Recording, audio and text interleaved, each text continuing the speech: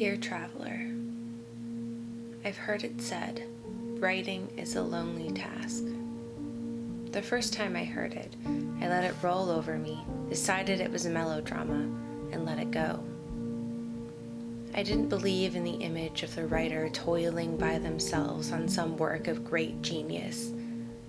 I still don't. Writing can be salt of the earth, or a community act, or something else I'm sure I'm not thinking of right now. I try not to romanticize it in any case. Still, as I sit down every day and try to write, I'm beginning to understand the loneliness they were talking about. It is the kind of loneliness that comes when you're in an empty room facing all the possibilities of a blank page. Writing invites introspection, and even as it reflects something true, it can distort it. And with that distortion comes the doubts. When you first start a story, they're at the fringes, nipping at the edges of the page. But eventually they spill over, and soon after that the doubts are flooding everything that you're thinking, everything that you're writing, like shadow, until you cannot look at the page without seeing the worst parts of yourself reflected back.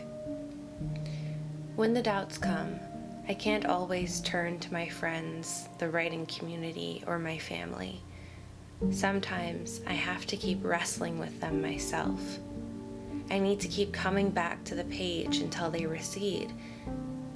And then sometimes just coming back isn't enough. So, when I've pushed myself as far as I can, all that is left to do is remind myself why I wonder, why I write. For me, the best place to do that outside of a book is in nature.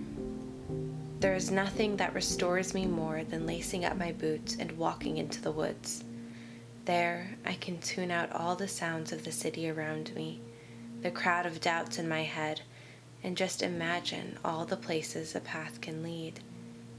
I can look at the tops of the trees and pretend like I don't know where the next step will take me. It's the place I feel freest to imagine. It doesn't take much, just a small dose. What I'm really doing is reminding myself that I don't need to think about who will see it and when and how they will react and whether it's any good. I just need to imagine, turn on the light, and write.